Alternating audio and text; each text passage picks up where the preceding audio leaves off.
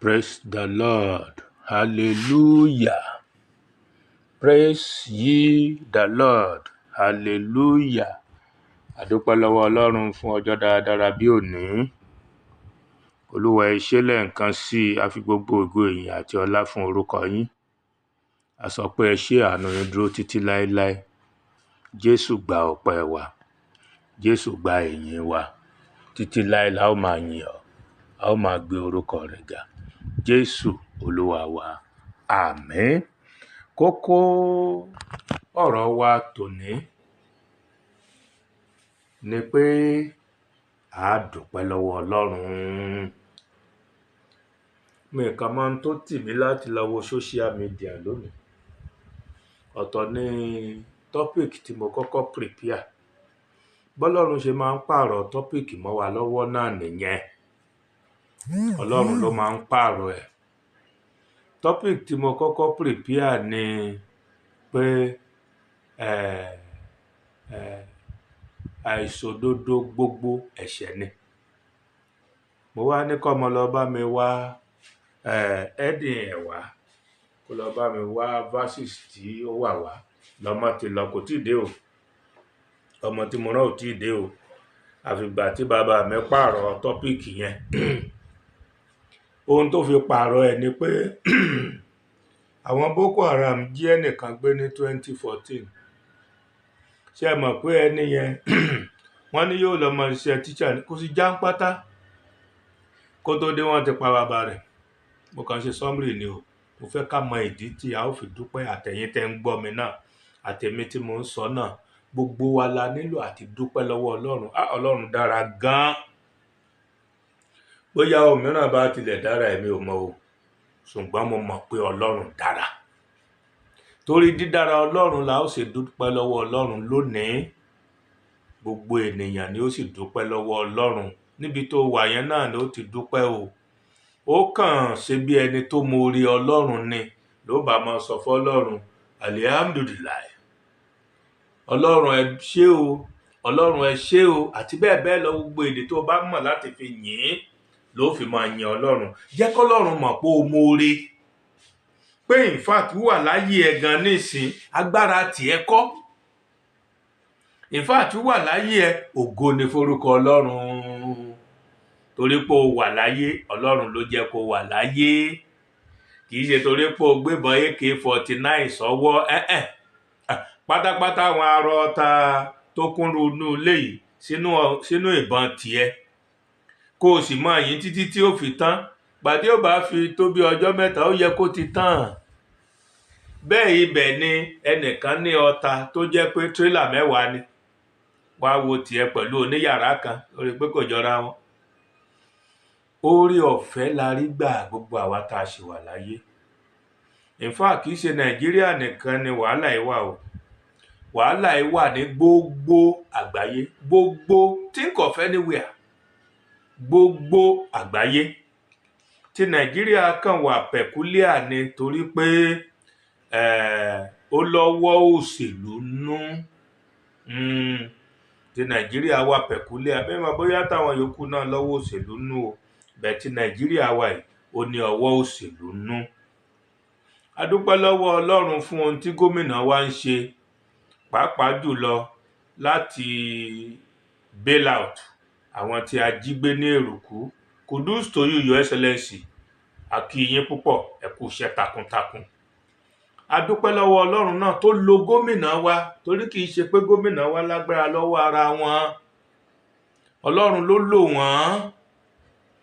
Tó bá pe ọlọ́pàá, táwọn tán bá pa ọgbọ ọlọ́pàá bẹ̀, ṣé ọlọ́pàá mi ó tún tẹ̀lé wọn lọ? Ṣùgbọ́n torí pé Ọlọ́run kàn fẹ́ fi agbára rẹ̀ hàn ni. Òun ni Ọlọ́run ṣe lo gómìnà wa. Gómìnà a dúpẹ́ lọ́wọ́ ẹ̀yin náà tí ẹ gbà kí Ọlọ́run lò yín. Lórúkọ Jésù, Ọlọ́run yóò túbọ̀ máa lò yín síwájú àti síwájú sí i.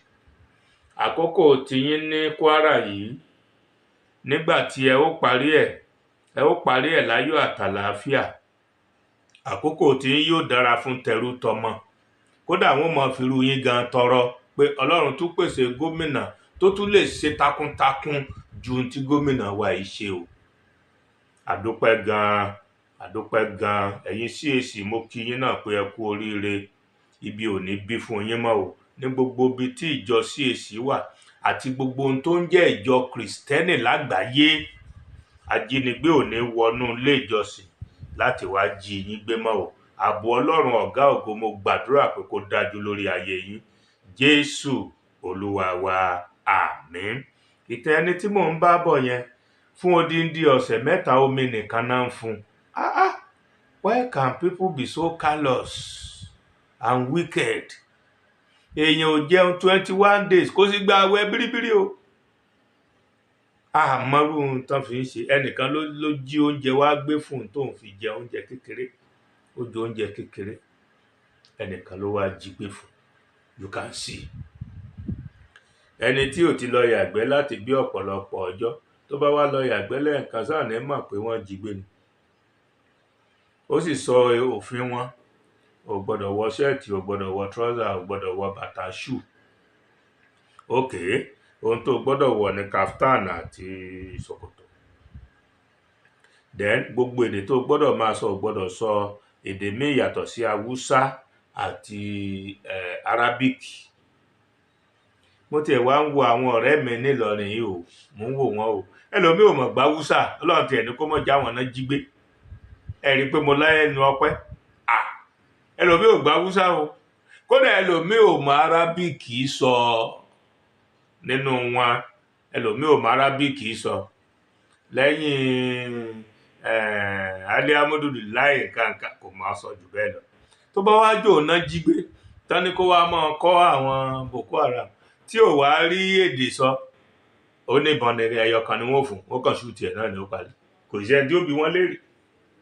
Ó tiẹ̀ lọ́jà wà níbẹ̀ gan o. Ibẹ̀ nígbò Sambisa yẹn, ó ní ọjà gan wà ńbẹ̀, àwọn èèyàn pọ̀ ńbẹ̀ gbà tán ṣó ẹ̀ fún wa. Ó jẹ́ kémi pẹ̀lú ẹ̀ náà dúpẹ́ tiwa lọ́wọ́ Ọlọ́run. Ọlọ́run ẹ ṣé o, Ọlọ́run ẹ ṣé o, Ọlọ́run ẹ ṣé o. Tó bá jórin ló mọ̀ láti fi dúpẹ́ lọ́wọ́ Ọlọ́run, máa dúpẹ́ lọ́wọ́ ẹ̀ torí Ọlọ́run ṣe é. A fẹ́ ka ìwé Sáàmù, ibẹ̀ yẹn la ti fẹ́ dúpẹ́ gan-an. Psalm 136, a fẹ́ ka gbogbo ẹ̀ tán, 26 verses náà ló wà ńbẹ̀. Ẹ máa gbọ́ o, mo bẹ̀rẹ̀ láti ẹsẹ̀ kínní. Psalm 136, mo bẹ̀rẹ̀ láti ẹsẹ̀ kínní. Ẹ fi ọpẹ́ fún Olúwa nítorí tí ó ṣeun, nítorí tí àánú rẹ̀ dúró láéláé. Ẹ fi ọpẹ́ fún Ọlọ́run àwọn ọlọ́run, nítorí tí àánú rẹ̀ dúró láéláé. Ẹ fi ọpẹ́ fún Olúwa àwọn olúwa, nítorí tí àánú rẹ̀ dúró láéláé. Fún òun nìkan tí ń ṣe iṣẹ́ ìyanu ńlá, nítorí tí àánú rẹ̀ dúró láéláé. Fún ẹni tí ó fi ọgbọ́n dá ọ̀run, nítorí tí àánú rẹ̀ dúró láéláé. Fún ẹni tí ó tẹ́ ilẹ̀ lórí omi, nítorí tí àánú rẹ̀ dúró láéláé. Fún ẹni tí ó dá àwọn ìmọ́lẹ̀ ńlá, nítorí tí àánú rẹ̀ dúró láéláé. Oòrùn láti jọba ọ̀sán, nítorí tí àánú rẹ̀ dúró láéláé. Òṣùpá àti ìràwọ̀ láti jọba òru, nítorí tí àánú rẹ̀ dúró láéláé. Fún ẹni tí ó kọlu Egypt lára àwọn àkọ́bí wọn, nítorí tí àánú rẹ̀ dúró láéláé. Ó sì mú Ísírẹ́lì jáde kúrò láàrin wọn, nítorí tí àánú rẹ̀ dúró láéláé. Pẹ̀lú ọwọ́ agbára àti apá nínà, nítorí tí àánú rẹ̀ dúró láéláé. Fún ẹni tí ó pín òkun pupa ní ìyà, nítorí tí àánú rẹ̀ dúró láéláé. Ó sì mú Ísírẹ́lì kọjá lọ láàrin rẹ̀, nítorí tí àánú rẹ̀ dúró láéláé. Ṣùgbọ́n ó bi Fáráò àti ogun rẹ̀ ṣubú nínú òkun pupa, nítorí tí àánú rẹ̀ dúró láéláé. Fún ẹni tí ó sin àwọn ènìyàn rẹ̀ la aginjù já, nítorí tí àánú rẹ̀ dúró láéláé. Fún ẹni tí ó kọlu àwọn ọba ńlá, nítorí tí àánú rẹ̀ dúró láéláé. Ó sì pa àwọn ọba olókìkí, nítorí tí àánú rẹ̀ dúró láéláé. Síónì ọba àwọn ará Ámórì, nítorí tí àánú rẹ̀ dúró láéláé. Àti Ógù ọba Báṣánì, nítorí tí àánú rẹ̀ dúró láéláé. Ó sì fi ilẹ̀ wọn fúnni ní ìní, nítorí tí àánú rẹ̀ dúró láéláé. Ìní fún Ísírẹ́lì ìránṣẹ́ rẹ̀, nítorí tí àánú rẹ̀ dúró láéláé. ẹni tí ó rántí wa ní ìwà ìrẹ̀lẹ̀ wa nítorí tí àánú rẹ̀ dúró láéláé. Ó sì dá wa nídè lọ́wọ́ àwọn ọ̀tá wa nítorí tí àánú rẹ̀ dúró láéláé. Ẹni tí ó fi oúnjẹ fún ẹ̀dá gbogbo nítorí tí àánú rẹ̀ dúró láéláé. Ẹ fi ọpẹ́ fún Ọlọ́run ọ̀run nítorí tí àánú rẹ̀ dúró láéláé. Àmín. Kò wá tún dúró nìkan síbẹ̀ yẹn o. Ǹjẹ́ ẹ jẹ́ mọ̀ pé Ọlọ́run wa tún tẹ̀síwájú nínú jẹ́ kí n fi eléyìí kún 150 150.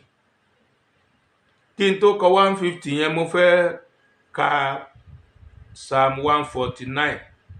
Bíbélì sọ pé ẹ fi ìyìn fún Olúwa, ẹ kọ orin titun sí Olúwa àti ìyìn rẹ̀ nínú ìjọ àwọn ènìyàn mímọ́.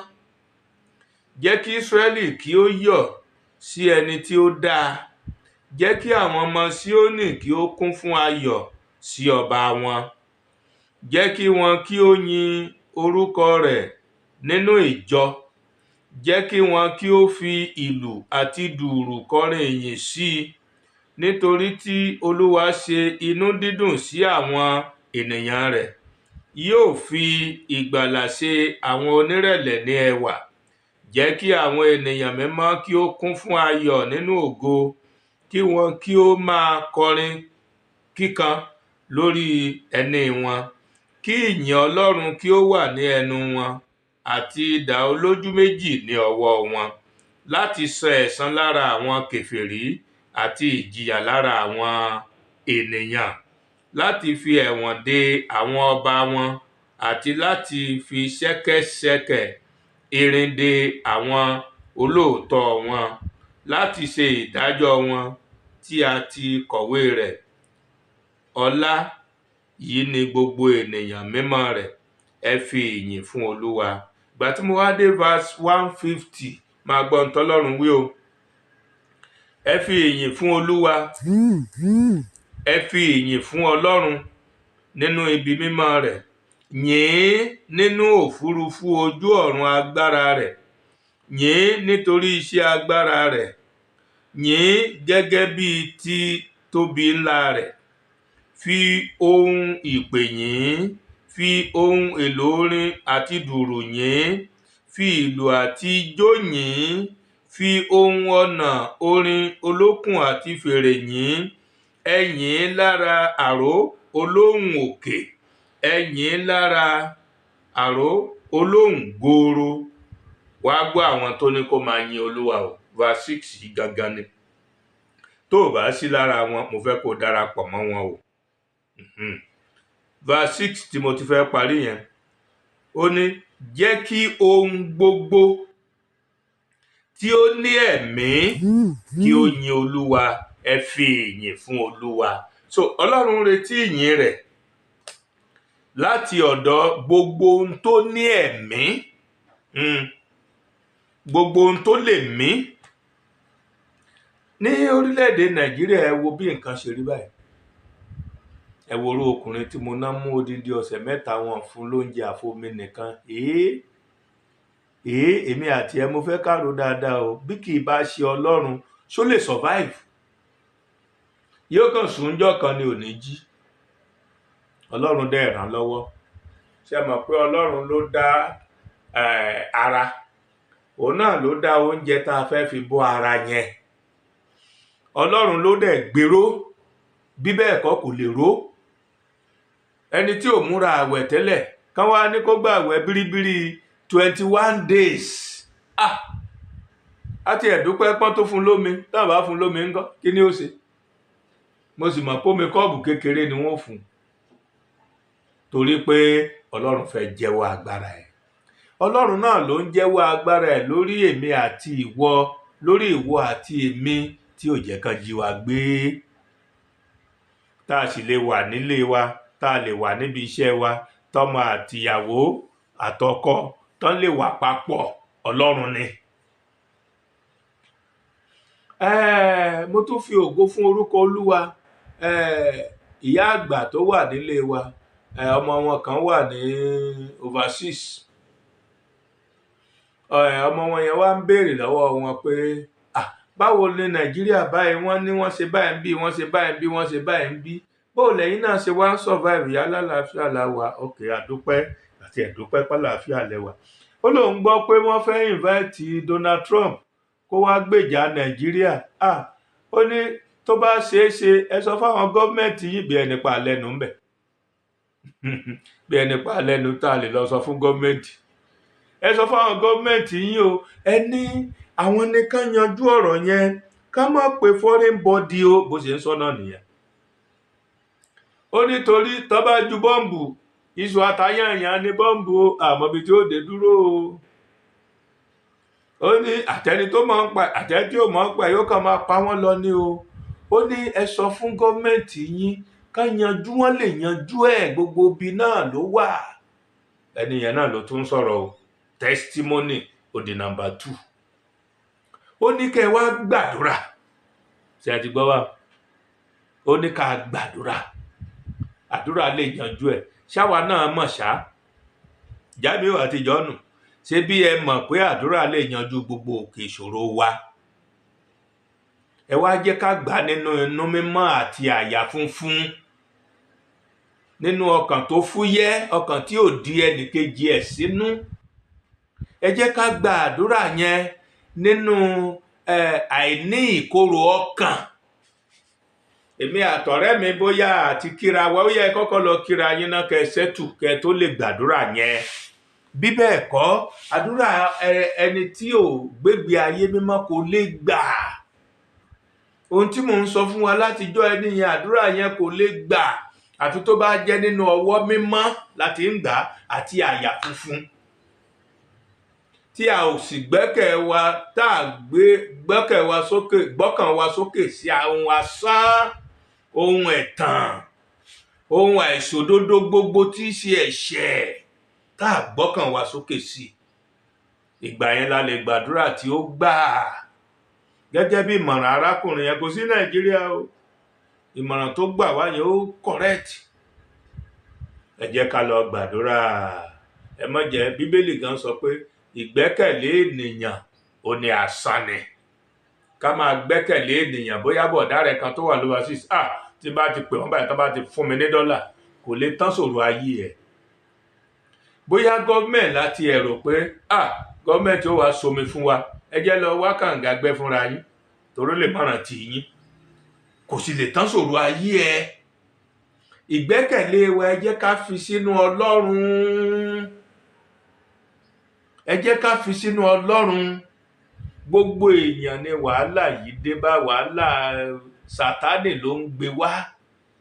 Ìṣòro jínigbé, báńdíìtì, ká máa hùwà ipá, máa pààyàn káàkiri, Sátánì ló ń gbé wá. Ẹ jẹ́ ká rí Sátánì bí ọ̀tá wa gbòógì. Gbogbo ọ̀tá yòókù ẹ jẹ́ ká fà wọn sábẹ́ Sátánì, ibẹ̀ náà ti wá. Ẹ jẹ́ ká wá lọ gba àdúrà.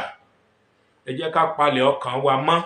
Gbogbo ìdọ̀tí tó wà nínú ọkàn wa, ẹ jẹ́ ká fi ohun tó bá lè fọ̀. Bí èmi báyìí, ẹ̀jẹ̀ Jésù ni mo mọ̀ láti fi fọ̀ ìdọ̀tí tó wà nínú ọkàn mi. Ó mọ 1 million naira kò lè fọ̀. Ẹ̀jẹ̀ Jésù nìkan lọ́lọ́run recognize. Ó mọ́ lólóló, kò sí ní tẹ́ fi fọ̀ tí ò ní mọ́. Tó bá jẹ́ iná tó ṣáájú ogun Ọlọ́run dẹ̀ tó ní. Bíbélì ní iná ló ṣáájú ogun Ọlọ́run, ó ló sì jó àwọn ọ̀tá rẹ̀ run. Ọlọ́run ò lọ́tá méjì, kì í ṣènìyàn lọ́tá Ọlọ́run. Èṣù àti àwọn áńgẹ́lì tó ṣubú ń jọ́ sí lọ́tá Ọlọ́run. Òun lọ́tá èmi àti ìwọ náà. Ó ló sì jó ọ̀tá rẹ̀ run. Gẹ́gẹ́ bí èmi tí mo jẹ́ Kristẹni, mi máa ń tí ẹ̀yin Mùsùlùmí fẹ́ lò, ẹ̀yin náà ní tiyín. Kò sẹ́ni tọ́lọ́run dá tí ò fún ní oore ọ̀fẹ́ kan tàbí òmíràn. Owó tó fún mi lèmi ń sọ yẹn. Ẹ̀yin náà wá tiyín jáde ń bẹ̀ kẹ́ lò ó. Tó bá jórúkọ Jésù ni Sátánì ò lè dúró dè é. Ṣùgbọ́n ká pe orúkọ Jésù yẹn nínú ọkàn funfun, ọwọ́ tó mọ́, ọkàn tó funfun. ibẹ̀ ní kẹjẹ́ ká ti porúkọ Jésù yẹn.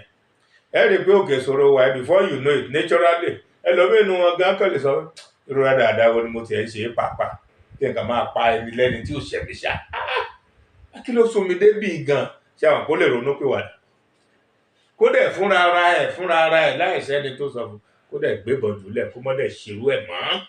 Ọlọ́run lè ṣe bẹ́ẹ̀.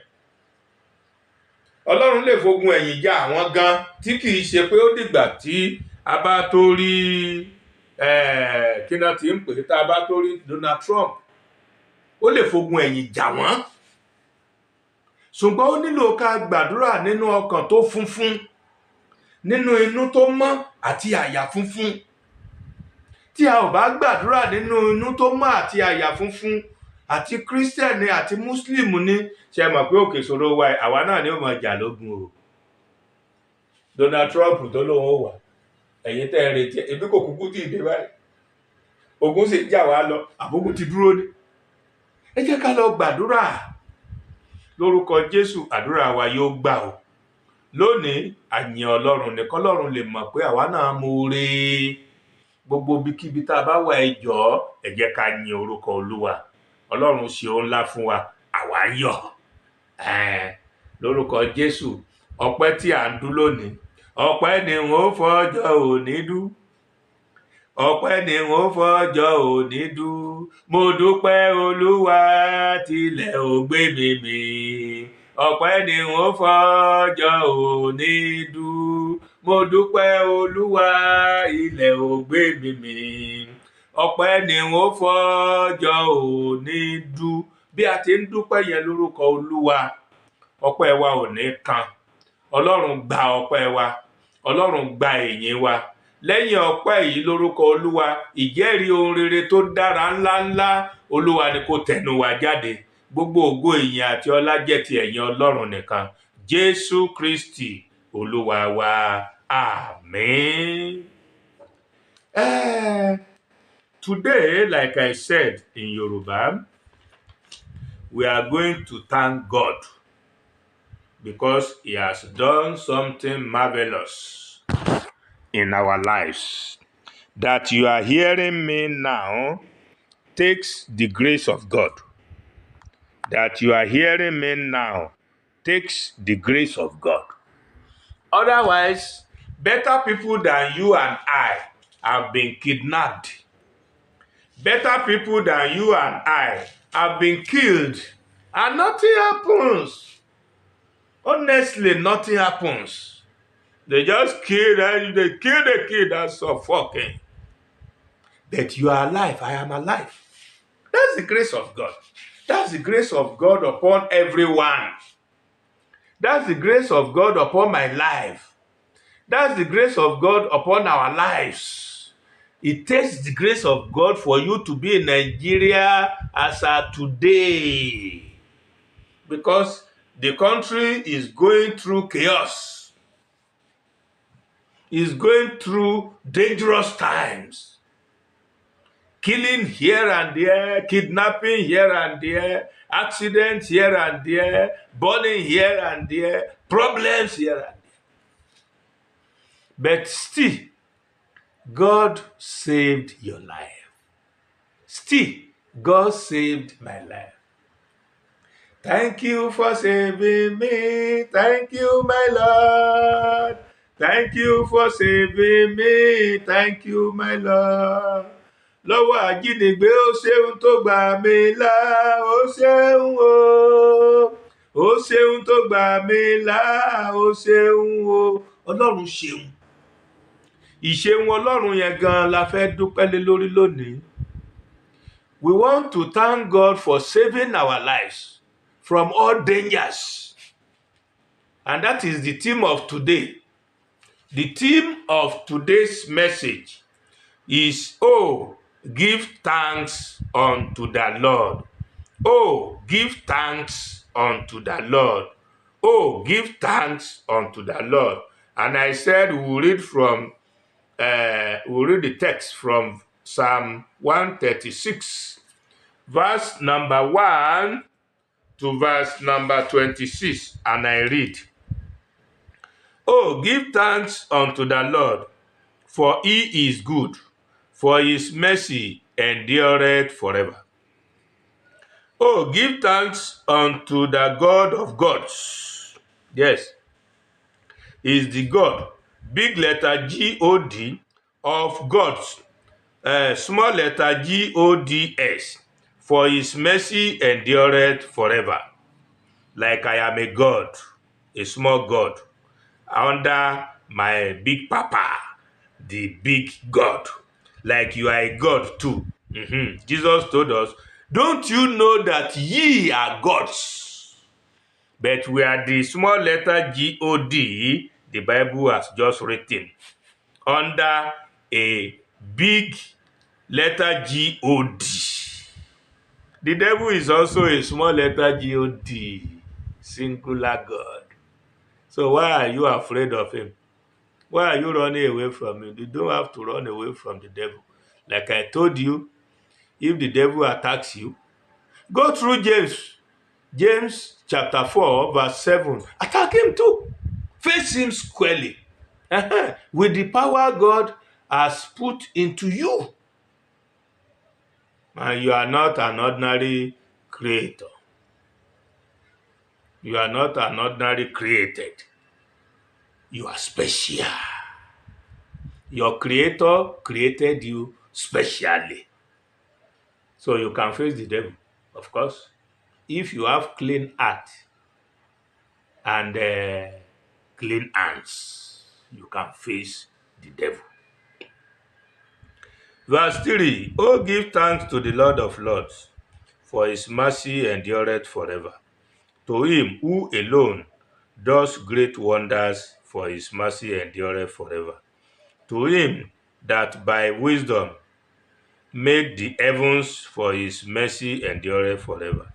To him that stretched out the earth above the waters, for his mercy endureth forever. To him that made great lights, for his mercy endureth forever. The sun to rule by day, for his mercy endureth forever. The moon and stars to rule by night, for his mercy endureth forever. To him that smote Egypt in their firstborn, for his mercy endureth forever, and brought out Israel from among them, for his mercy endureth forever. With a strong hand and with a stretched out arm, for his mercy endureth forever. To him which divided the Red Sea into parts, for his mercy endureth forever, and made Israel to pass through the midst of it, for his mercy endureth forever. But overthrew Pharaoh and his host in the Red Sea, for his mercy endureth forever. To him which led his people through the wilderness, for his mercy endureth forever. To him which smote great kings, for his mercy endureth forever, and slew famous kings, for his mercy endureth forever. Sihon, king of the Amorites, for his mercy endureth forever. And Og, the king of Bashan, for his mercy endureth forever. And gave their land for an heritage, for his mercy endureth forever. Even as heritage unto Israel his servant, for his mercy endureth forever. Who remembered us in our low estate, for his mercy endureth forever, and hath redeemed us from our enemies, for his mercy endureth forever. Who giveth food to all flesh, for his mercy endureth forever. Oh, give thanks unto the God of heaven, for his mercy endureth forever. Amen. Amen. Eh, you give thanks unto the Lord with what? With all you have. With all you have. Whatever you have, use it to give thanks unto the Lord. Whatever you have, I say, use it to give thanks unto the Lord. I want to read Psalm 150. If you use I used to see one round drum big with Muslims when they go out for maybe uh, open outreach. They call it Badari or something. Bang, bang, bang, bang, bang, bang, bang, bang, bang. They use it to worship God. They will use it to thank God. Now, let's turn to Psalm 150. There are only 6 verses there. I want to read. Praise ye the Lord. Praise God in his sanctuary. Praise him in the firmament. Praise him for his mighty acts. Praise him according to his excellent greatness. Praise him with the sound of the trumpet. Praise him with the psaltery and harps. Praise him with the timbrel and dance. Praise him with stringed instruments and organs. Praise him upon the loud cymbals. Praise him upon the high-sounding cymbals. And verse 6, who are those to praise God? Let everything that hath breath praise the Lord. Praise ye the Lord. If you are living and you are under the sound of my voice in any way, God said, the Bible says, praise God. And every other thing you believe says, praise God. God. Big letter G-O-D. God. Praise him. Because for you to be alive in Nigeria today, it takes the grace of God for you to be alive. Otherwise, you are not supposed to be alive. Or you think where you are, Boko Haram members are not there. They are there. God is only sparing your life. He's only sparing your life. He doesn't want you to be hurt and just get out like that. No, it is not the plan of God for you. And I pray that as you hear this voice and praise the Lord, sing praises unto the Lord, God will accept your praises in the name of Jesus. Praise God with holy heart and clean hands. Praise God with righteous mind, without malice, without keeping grudges against your brother, your sisters. Praise God, and God will accept your praises in the name of Jesus. Thank you, God, for today, for allowing us to have today's message across the nations. They are hearing me from Canada now as I am speaking. They are hearing me in Nigeria, hearing me everywhere you are. And your joy will be full in the Lord in the name of Jesus. You will know no lack in Jesus' name. Every good thing your hand touches will bring forth fruit in the name of Jesus. Thank you, Lord Jesus, for I pray. For I pray. And for I pray in the name of Jesus Christ our Lord. Amen. Amen. Amen.